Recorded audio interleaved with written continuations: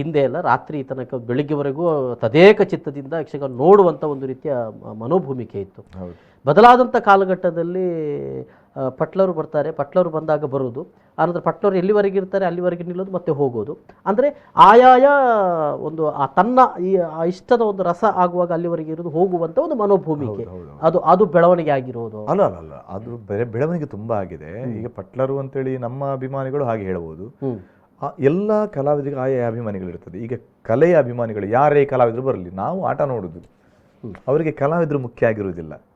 ಅವರಿಗೆ ದೇವಿ ಮಹಾತ್ಮೆ ಆಟ ನೋಡಬೇಕು. ಕೆಲವರದ್ದು ಹರಕೆ ಇರುತ್ತೆ, ನಮಗೆ ದೇವಿ ಮಹಾತ್ಮೆ ಆಟ ನೋಡಬೇಕು ಅಂತ, ಅದೇ ಹರಕೆ ಆಗಿರುತ್ತೆ. ಕೆಲವರಿಗೆ ಇಂಥ ಕಲಾವಿದನ ವೇಷ ನೋಡ್ಲಿಕ್ಕೆ, ನಾನು ರಕ್ತ ಬೀಜ ನೋಡ್ಲಿಕ್ಕೆ ಮಾತ್ರ ಬರೋದು ಅಂತೇಳಿ ಇರ್ತದೆ. ಅಥವಾ ಪಟ್ಲರ ನೀವೀಗ ಹೇಳಿದಾಗೆ ಪಟ್ಲರ ಪದ್ಯವನ್ನು ಕೇಳುವುದು ಮಾತ್ರ ಇರ್ತದೆ. ಕೆಲವರಿಗೆ ಪಟ್ಲರ ಎಲ್ಲ ಪದ್ಯ ಬೇಡ, ಚಂಡಮುಂಡರ ಪದ್ಯವನ್ನು ಕೇಳುವುದು ಮಾತ್ರ ಇರ್ತದೆ. ಅಥವಾ ಇನ್ನೊಂದು ಕಲಾವಿದರ ಪದ್ಯವನ್ನು ಆಸ್ವಾದಿಸುವಂತ, ಹೀಗೆ ಬೇರೆ ಬೇರೆ ಕಲಾವಿದರಿಗೆ ಬೇರೆ ಬೇರೆ ಅಭಿಮಾನಿಗಳಿರ್ತದೆ. ಒಂದು ಒಟ್ಟಂದದಲ್ಲಿ ಯಕ್ಷಗಾನದ ನಮಗೆ ತಾಳಮದ್ದಳೆ ಆದೀತು, ಆಟವೂ ಆದೀತು, ನಮಗೆ ಒಂದು ಆಟ ನೋಡಬೇಕು ಮರ ಇವತ್ತು ಅಂತ. ಅದು ಕಲಾವಿದರ ಮೇಲೆ ಅಭಿಮಾನಿ ಇರ್ತದೆ ಅವರಿಗೆ. ಯಾರು ಕಲಾವಿದರಾಗಲಿ ಅವರಿಗೆ ಆಟ ಆಗಬೇಕು. ಇತ್ತೀಚಿನ ದಿನಗಳಲ್ಲಿ ಹೊಸ ಹೊಸ ಹೊಸ ಹೊಸ ಉದಯೋನ್ಮುಖವಾದಂಥ ಕಲಾವಿದರುಗಳು ಬರ್ತಾ ಇದ್ದಾರೆ. ಇದೊಂದು ಆಶಾದಾಯಕವಾದಂಥ ಬೆಳವಣಿಗೆ. ಶಾಲಾ ಕಾಲೇಜುಗಳಲ್ಲೂ ಕೂಡ ಯಕ್ಷಗಾನವನ್ನು ಕಲಿಯುವಂಥ ರೀತಿಯಲ್ಲಿ ಬರ್ತಾ ಇದ್ದಾರೆ ಮಕ್ಕಳು. ಆದರೆ ಇವರನ್ನು ಪೂರ್ಣಾವಧಿ ಕಲಾವಿದರನ್ನಾಗಿ ಮಾಡುವಂಥ ಅಥವಾ ಅವರು ಒಪ್ಪಿಕೊಂಡು ಬರುವಂಥ ಒಂದು ಪರಿಸ್ಥಿತಿ ಇನ್ನು ಮುಂದೆ ಬಂದಿತ್ತು ಯಕ್ಷಗಾನ ರಂಗಕ್ಕೆ ಅಂತ. ಅದು ಕಷ್ಟ ಸಾಧ್ಯ ಅಂತ ನನಗೆ ಅನಿಸ್ತಾ ಇದೆ. ಯಾಕಂತ ಹೇಳಿದರೆ ಪೂರ್ಣಾವಧಿ ಕಲಾವಿದರನ್ನಾಗಿ ಯಾವ ರೀತಿ ಅವರನ್ನು ಎಳಿಲಿಕ್ಕೆ ಸಾಧ್ಯ ಇದೆ ಎಂಬುದಾಗಿದ್ದರೆ ಅದಕ್ಕೆ ಸರ್ವರು ಪ್ರಯತ್ನ ಮಾಡಬೇಕು. ಈ ಕಲೆ ಉಳಿಬೇಕಾದ್ರೆ, ಕಲೆ ಉಳಿಯುತ್ತದೆ, ಕಲೆ ಎಲ್ಲೂ ಹೋಗಲ್ಲ, ಕಲೆ ಉಳಿಯುತ್ತದೆ. ಆದರೆ ಈ ಕಲಾವಿದರನ್ನು ಹೀಗೆ ನೀವು ಹೇಳಿದಾಗೆ ಪೂರ್ಣಾವಧಿಯಾಗಿ ಬಳಸಿಕೊಳ್ಬೇಕಿದ್ರೆ ಇದರ ಭದ್ರತೆಯ ವಿಚಾರದಲ್ಲಿ ನಾವು ಯೋಚನೆ ಮಾಡಬೇಕು. ನೋಡಿ, 1 ವರ್ಷದ ಕೋವಿಡ್ ಬಂದು ಈಗ ಅಲ್ಲೋಲ ಕಲ್ಲೋಲ ಆಗಿದೆ. ಯಾರು ಕಿಟ್ಟು ಕೊಡ್ತಾರೆ, ಯಾರು ಏನು ಕೊಡ್ತಾರೆ ಅಂತ ನೋಡುವಂಥ ಪರಿಸ್ಥಿತಿ ಆಗಿದೆ. ಇನ್ನು ಪ್ರತಿ ವರ್ಷ ಕೆಲವರು ಹೇಳ್ತಾರೆ 3ನೇ ಅಲೆ ಬರ್ತದೆ, 4ನೇ ಅಲೆ ಬರ್ತದೆ ಅಂತ ಹೇಳ್ತಾರೆ. ಈ ಪರಿಸ್ಥಿತಿ ಎಲ್ಲಿ ಹೋಗಿತ್ತು?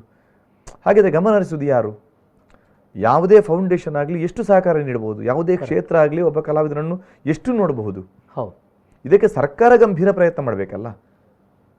ಅವರನ್ನು ಎಳಿಬಹುದು, ಪೂರ್ಣಾವಧಿ ಕಲಾವಿದರನ್ನಾಗಿ ಬೆಳೆಸ್ಕೊಳ್ಬಹುದು. ಅವ್ರಿಗೆ ಏನಿದೆ, ಬಂದ ನಂತರ ಏನು? ಈಗ ನಾನು ಒಬ್ಬ ಕಲಾವಿದ, ಒಬ್ಬ ವಿದ್ಯಾರ್ಥಿಯಲ್ಲಿ ಹೇಳ್ತೇನೆ, ನೋಡು ಮಗ, ನಿನಗೆ ಫೌಂಡೇಶನ್ ಅಂತ ನಾನು ಇಂತಿಷ್ಟು ನಿನಗೆ ಕಲಿಬೇಕಿದ್ರೆ ಸಹಕಾರ ನೀಡ್ತೇನೆ, ನೀನು ಪೂರ್ಣಾವಧಿ ಕಲಾವಿದನಾಗಿ ಬರಬೇಕು ಅಂತ. ಆಮೇಲೆ ಆ ಕಲಾವಿದನ ಭವಿಷ್ಯ ಏನು? ಮುಂದೆ ಕಲಾವಿದನ ಭವಿಷ್ಯ ಏನು? ಇದನ್ನು ಚಿಂತನೆ ನಾವು ಮಾಡಬೇಕಲ್ಲ. ಒಬ್ಬ ವ್ಯಕ್ತಿಯ ಭವಿಷ್ಯವನ್ನು ಹಾಳು ಮಾಡುವುದು ಮುಖ್ಯ ಅಲ್ಲ. ನಮಗೆ ಕಲೆಯೂ ಉಳಿಯಬೇಕು, ಕಲಾವಿದರು ಬೇಕು. ಹಾಗಂತೇಳಿ ಇನ್ನೊಬ್ಬನ ಭವಿಷ್ಯದ ಬಗ್ಗೆಯೂ ನಾವು ಚಿಂತನೆ ತುಂಬ ಮಾಡಬೇಕಾಗುತ್ತೆ. ಭವಿಷ್ಯ ಇಲ್ಲ ಅಂತ ಹೇಳಿದ್ದಲ್ಲ, ಈಗಿನ ಪರಿಸ್ಥಿತಿಯಲ್ಲಿ ನಾನು ಪ್ರಾಮಾಣಿಕವಾಗಿ ಹೇಳ್ತೇನೆ, ನಾನೀಗ ಯಾವುದನ್ನು ಅನುಭವಿಸ್ತಾ ಇದ್ದರೂ ಇದು ಯಕ್ಷಗಾನ ಕಲೆಯಿಂದಾಗಿ. ನಾನು ಈ ಕಲೆಗೆ ಬಂದು ಹಾಳಾಗಲಿಲ್ಲ. ನಾನು ಈ ಪ್ರಪಂಚದಾದ್ಯಂತ ಅಭಿಮಾನಿಗಳನ್ನು ಸಂಪಾದಿಸುವುದು ಯಕ್ಷಗಾನ ಕಲೆಯಿಂದ. ಪಟ್ಲನಿಂದಾಗಿ ಯಕ್ಷಗಾನ ಕಲೆ ಅಲ್ಲ, ಯಕ್ಷಗಾನ ಕಲೆಯಿಂದಾಗಿ. ನಾವು ಯಾವುದೇ ಕಲಾವಿದನೇ ಇರಲಿ, ನನಗೆ ಈ ಕಲೆ ಕೊಟ್ಟಷ್ಟು ಸಂಪತ್ತನ್ನು ಯಾವುದೇ ಕಲೆ ಇನ್ನೊಂದು ಕಲೆ ಕೊಡಲಿಕ್ಕೆ ಸಾಧ್ಯ ಇಲ್ಲ.